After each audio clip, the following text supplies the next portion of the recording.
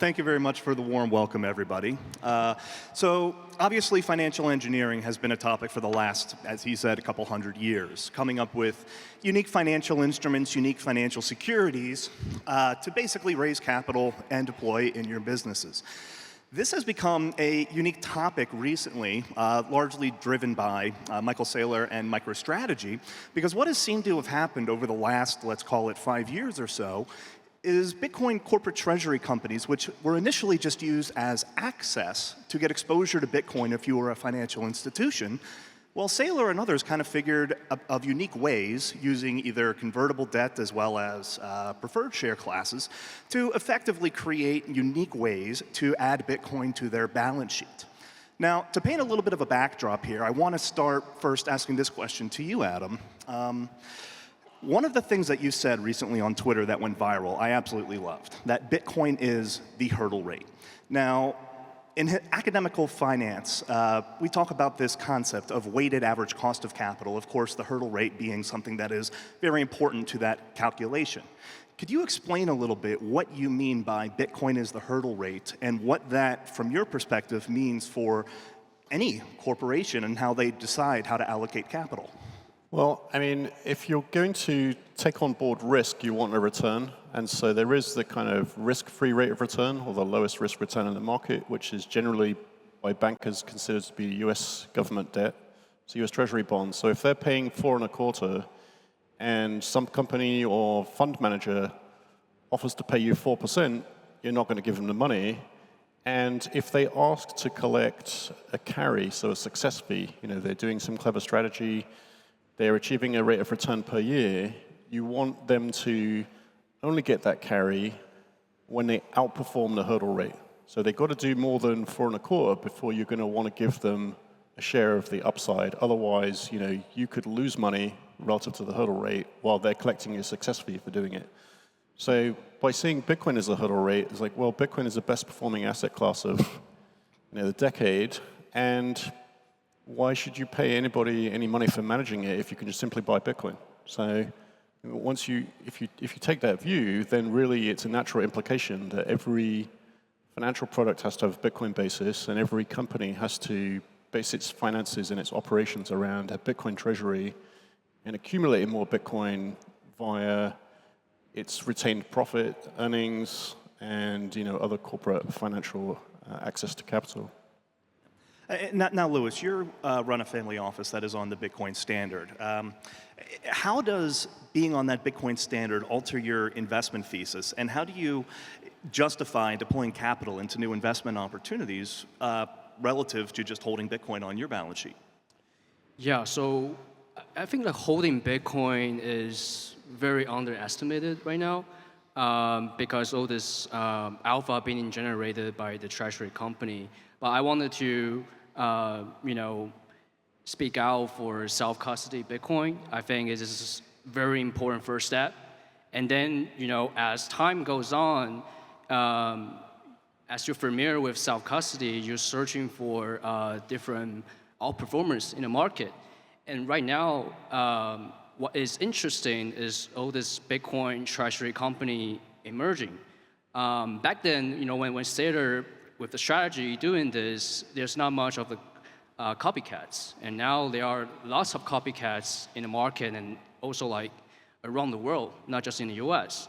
And back to Adam's point of hurdle rates, this is something that I think all the asset management and family offices haven't really think about Bitcoin, should be thinking is the fiat dollar is collapsing. And the only viable solution is to going on the Bitcoin standard. And we are the pioneer, right? If you are in asset management, you have to thinking about how we're going to outperform Bitcoin, thinking about how do you accumulate more Bitcoin over time using the traditional capital market or being innovative on the Bitcoin technology.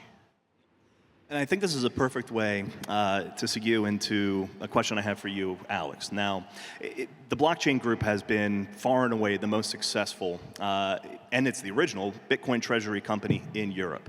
You have been on this active push using unique financial instruments to raise Bitcoin on your balance sheet, to have accretion of Bitcoin for your shareholders. Can you tell us a little bit about what it was like for you when you were ideating these types of securities? Obviously, Saylor put out the playbook, but I mean, me also running a Bitcoin treasury company out of Europe, there's unique types of laws and securities that made it difficult to exactly copy what he did. So maybe you could tell us a little bit about why you used the different types of structures that you did to raise more Bitcoin for your treasury company. Yeah, as you mentioned, the Blockchain Group is Europe's first and largest Bitcoin treasury company. And how did we achieve that? By having a strategy dedicated to raising capital and accumulating Bitcoin, never selling the Bitcoin, holding it forever and not losing the Bitcoin. And effectively, to differentiate in the market is to not differentiate. And the model that works is the model of strategy, and it's to focus on BTC yield maximization. It is to focus on increasing the number of Bitcoin per share. And what we have generated year to date is 1,100 plus BTC yield. And how did we do that? Well, we went from 40 Bitcoin on the balance sheet to 1,600 plus Bitcoin on the balance sheet in a matter of 6 months. And we leveraged equity in private placement. We leveraged BTC-denominated convertible notes. And we leveraged as well recently with a French asset manager, Tobam, 2 billion under our management, an ATM-like structure which allows us as well to have more regular BTC accumulation. And so I think the key area where to focus for a Bitcoin treasury company is to focus on the number of Bitcoin per share that you can increase over time. And we have done some calculation. We are already increasing the number of Bitcoin per share on a fully diluted basis by 1.5% every day. And so when you compare that with the performance of traditional asset management, and you couple that with the performance of Bitcoin, which is doing 30 to 90% every day on an annualized basis, and you add to that a BTC yield of 1.5% on average on a daily basis, you get a very explosive portion for performance. And so that's how we generated 3,000% performance plus over since the launch of our strategy in November 2024, while Bitcoin is up by 50%. But you have to compare that with our BTC yield of 1,000% plus. So, Richard, you are running, so for 40 years now, CIS has been deploying it to private equity funds, hedge funds, venture funds, a very diverse portfolio. And in the last 15 years, obviously, Bitcoin has come into existence. What is it like, or rather I should ask, how do you continue justifying deploying capital across various illiquid private equity strategies in the world that Bitcoin exists? Like, for instance, on our side, we have Bitcoin on the balance sheet, but our business model is deploying to funds as well.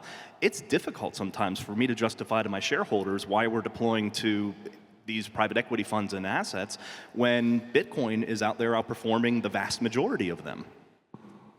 Yeah, look, this is an extremely pertinent question for the whole of the alternative asset management space, right? It's to Adam's earlier point. We're talking about Bitcoin as a hurdle rate now. If you understand what Bitcoin is, that becomes your base rate, okay? So to your point, do I want to lock up capital for 10 years and an expected IRR of 15, 20%? No, thanks, I don't, right? And I think this is the key. And so obviously, when I joined Seize Capital 3 years ago, and by the way, it's 30 years that Seize has been in operation, you know, we went and launched a Bitcoin-denominated fund of crypto hedge funds to provide a very low volatility return in Bitcoin. So we target like 2 to 3% volatility to get 5 to 10% return in Bitcoin. Obviously, you've got to allocate the Bitcoin to someone. So that's moving to Lewis's point away from your own control of your stack. So it is different, but it is starting to permeate into the financial system. So, you know, when we launched the Bitcoin denominated fund 3 months ago, it was, and we're seeing the same with Alex's company, the biggest fund launch in the history of Seize, 30 years. So the chairman calls me, he's like, what's going on here? Why the hell is everybody giving you so much Bitcoin? And so we had to start from the beginning. He called me to the board. He said, come give a presentation about what Bitcoin is so that people can understand.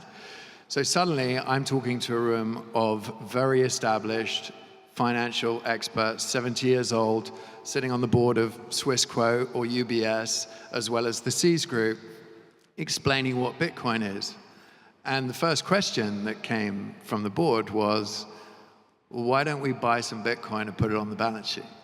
Which was great. So obviously, it's starting to get to the point where everybody is paying attention. And this is, when we talk about the Bitcoin treasuries, I think something to explore is why is a company like the blockchain group experienced such explosive growth?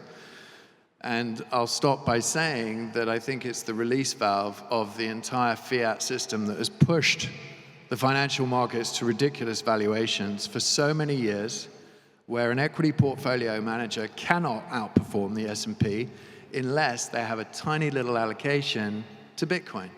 So the blockchain group or MicroStrategy or MetaPlanet allow them to just have that little exposure, which allows them to kick out and outperform and then gather more assets, and we see how it plays out. That's moving into converts. That's moving into the fixed income markets as well.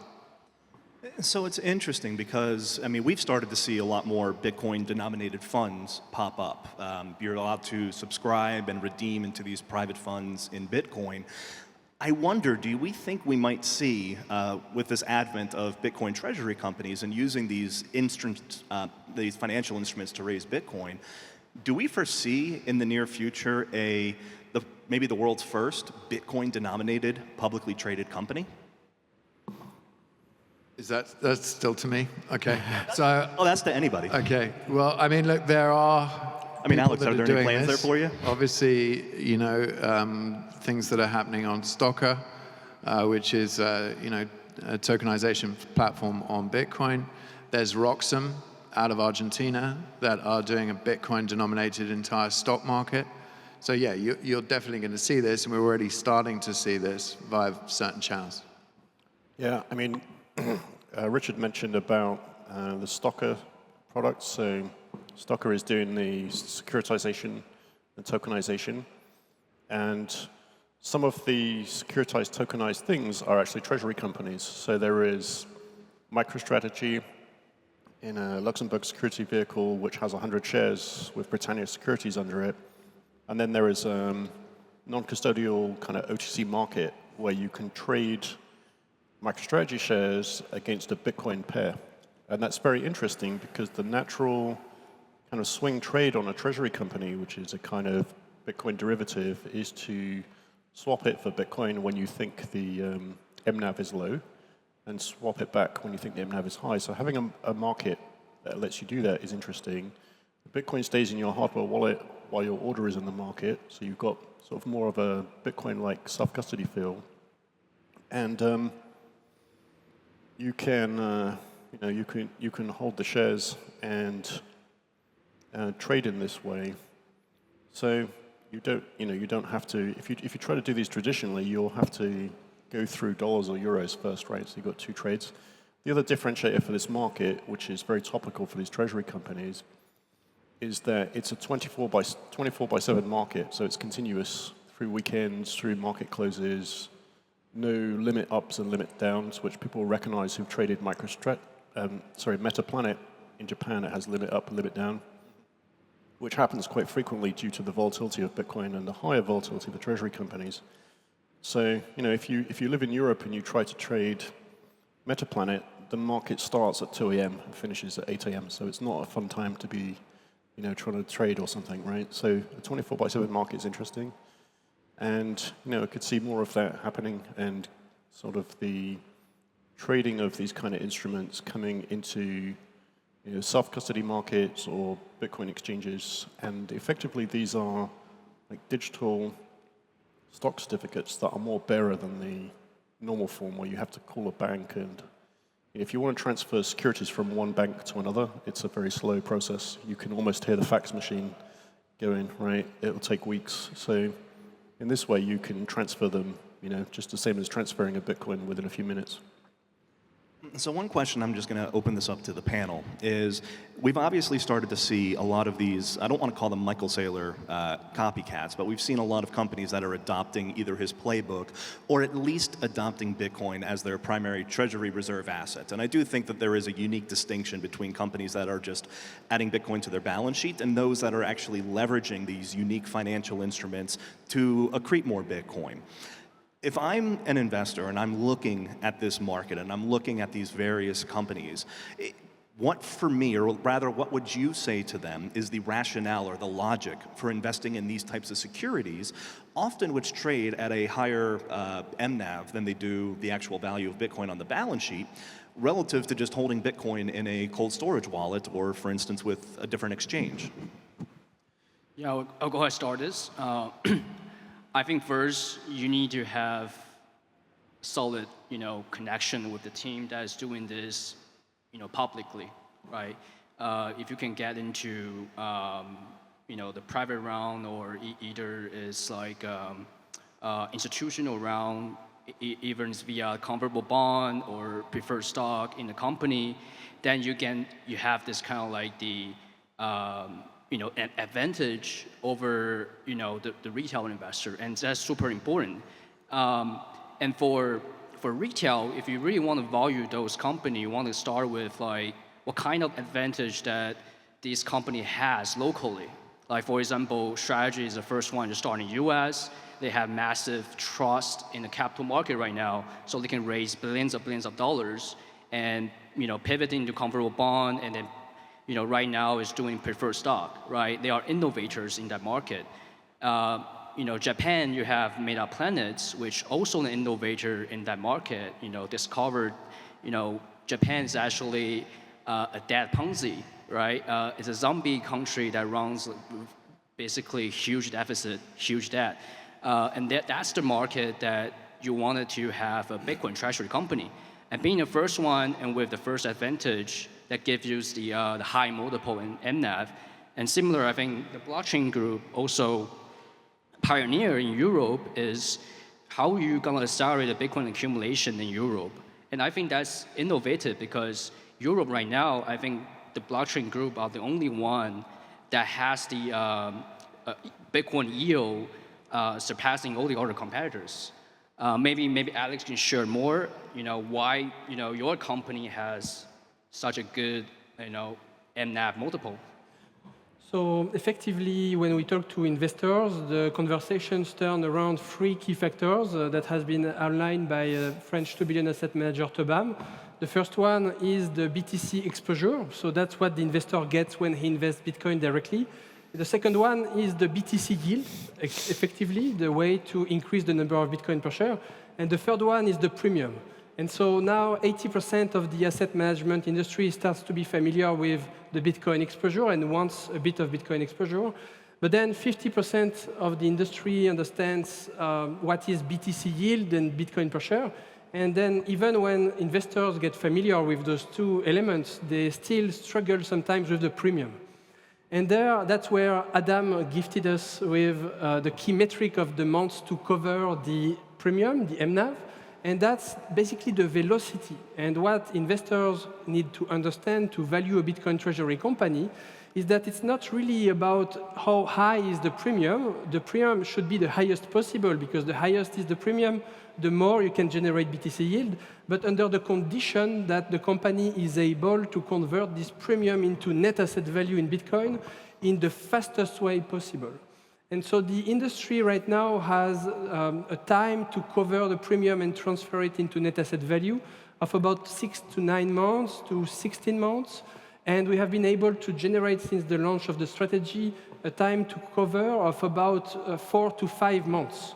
And so effectively, that means that when we were back in December, we had 40 Bitcoin on the balance sheet, about 4 million euros and 40 million market cap.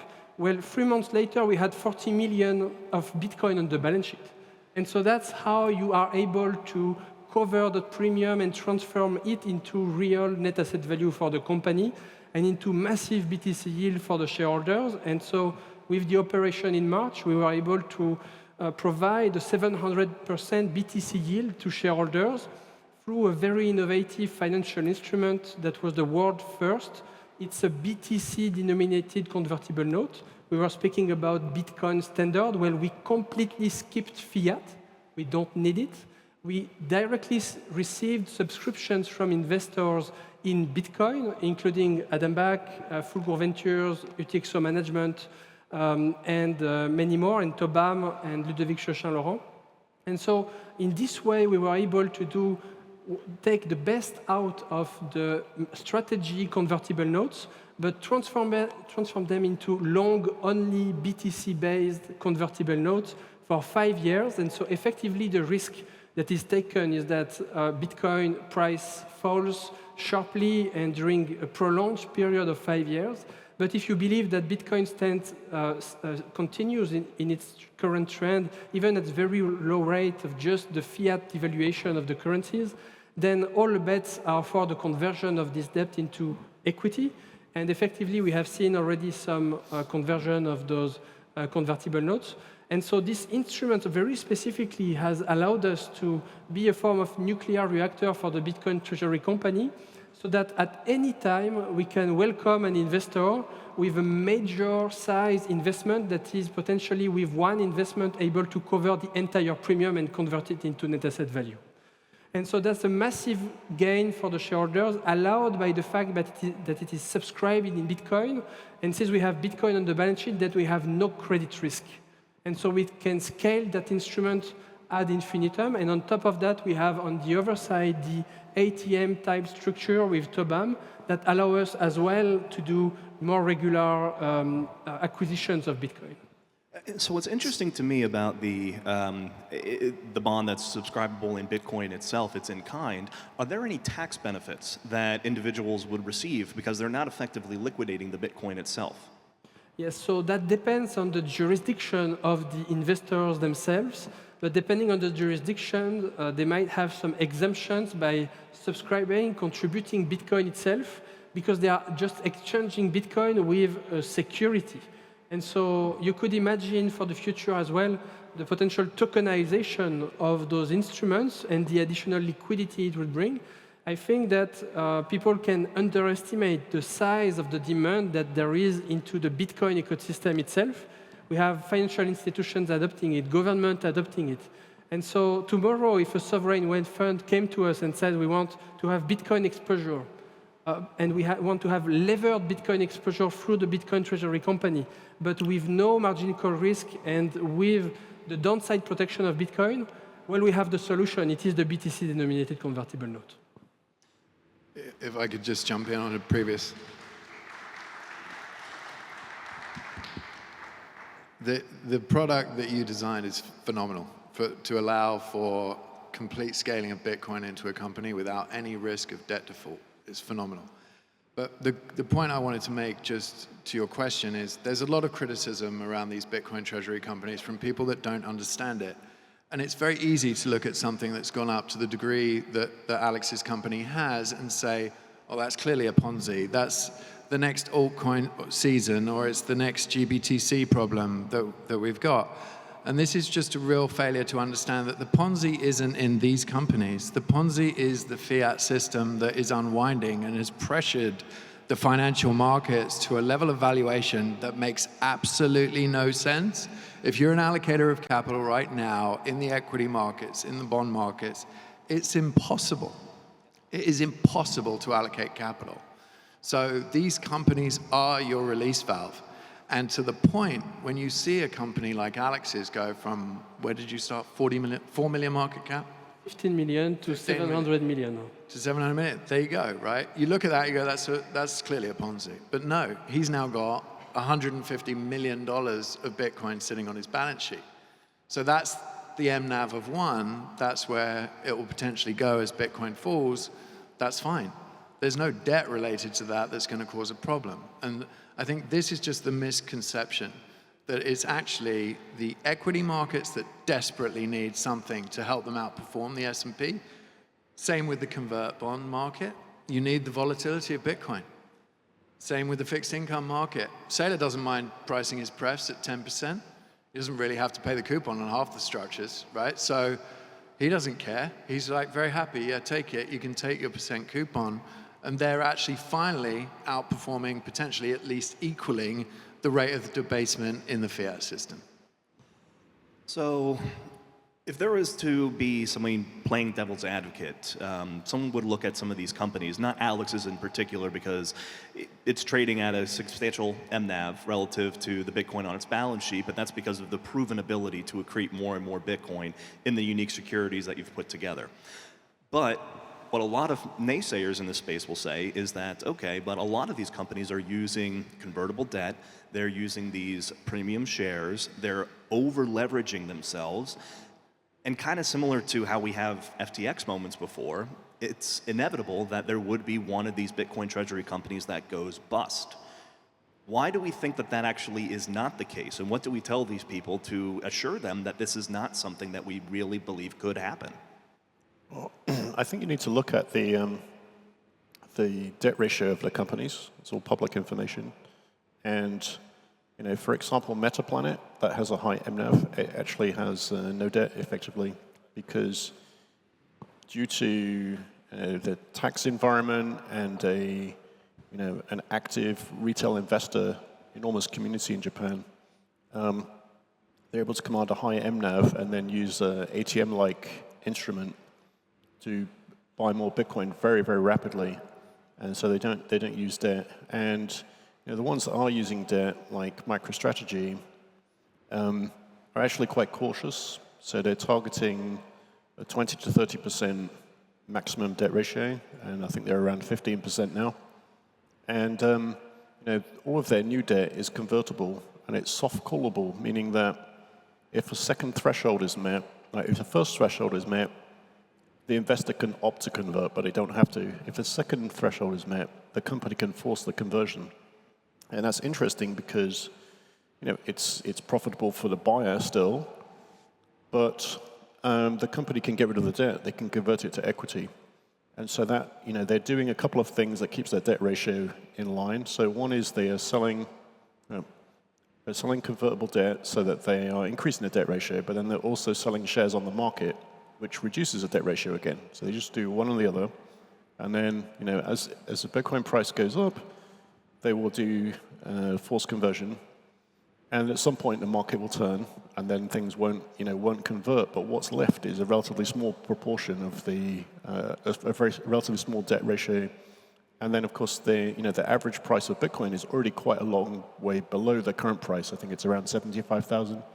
So Bitcoin would have to fall quite a bit, maybe 30% or more, before that would even be at that threshold. And their debt ratio is very low. So actually, it's very resilient to a pretty enormous market crash. And also, it's not even, it doesn't have a lien on it. It's all in a separate holding company. And in fact, in their first bear market, because MicroStrategy was much earlier, they did experience a bear market before. They were using straight bonds. And there was a period of time where their debt was larger than the NAV of the Bitcoin. And even there, they just kept paying the interest, and they just kind of coasted through the bear market, and eventually the price recovered. So you can see that they're not exposed in the same way that you would be if you open a leverage position on an exchange. It's not margin callable typically. And many of the things Saylor has done more recently with these perpetual preferreds, they are, they have the option to delay the interest. They can pay the interest using shares, which could be dilutive in a bear market, but they can delay paying the interest. And the other thing is what Richard mentioned, that the headline interest rate they're paying is 10%. And people think, well, that's dangerous. Surely you're borrowing money at 10% to buy Bitcoin. But it's not how they're looking at it. They're thinking that Bitcoin will go up 40 to 60% a year. But in any case, if you just look at it like this, their interest they're paying is relative to the value of Bitcoin at the time they borrowed it. If you scroll forward a few years and Bitcoin is 10 times higher, that's a 1% borrowing cost. Scroll forward a bit more, it's less, it's less than 1%, and so on. So that's their mindset. It's very long term. So if you don't share the view that Bitcoin is going to continue with adoption and growing, then don't buy the treasury companies, because they're making a directional bet, but they're making it on an appropriate time frame, which is their debt products are typically 5 years. They're relatively safe, And so, while Bitcoin is macro volatile on a year or two term, it hasn't tended to happen that it would be down over a 4 or 5 year period, which is why they chose the duration on the debt tactically, with the time of the maturity being in what would typically be a bull market. So they are. Saylor calls it intelligent leverage, and they put a lot of thought into it, and there's a lot of prudence in what they're doing now. But there are many more companies now, and it may be that somebody focuses on straight debt and gets themselves into a tricky situation. So you should have a look at the debt ratios and what they're doing, basically. But for most of them that I've looked at, they are actually quite careful. So my main concern with this is not that any of the Bitcoin treasury companies might be mismanaged, but we're actually now starting to see shitcoin treasury companies popping up. I think we had, SharpLink, they recently just raised, $400-500 million to go buy Ethereum, and they're down 80%, basically, since that happened, right? So why do we think that Bitcoin is so unique, that this probably will only really work with Bitcoin? And do we think that there is a world where these Ethereum treasury companies or a Solana treasury company might realize some of the same success that the Bitcoin treasury companies have? I think all of the Bitcoin dominance index, the market share of Bitcoin is up enormously in the last couple of years, and that's just on the whole market basis. But if you look at the institutional inflow into ETFs, into pension funds, sovereign funds, it's all Bitcoin, right? So the institutional tailwind is just completely missing. The altcoins are in a bear market, so doubling down on the losing dog is not going to help you, basically, and that's what that company that you mentioned experienced. You have seen altcoins selling their own coins to buy Bitcoin, which is an interesting phenomenon, but it feels like capitulation, really. I think that's basically all Cardano's doing at this point right now, yeah? Mm-hmm. Oh, I think that is a perfect note to end on. Bitcoin and Bitcoin only, ladies and gentlemen. Thank you guys so much for joining me on this panel today. I hope you all learned something. Secure your BTC Prague 2026 ticket at the lowest possible price now.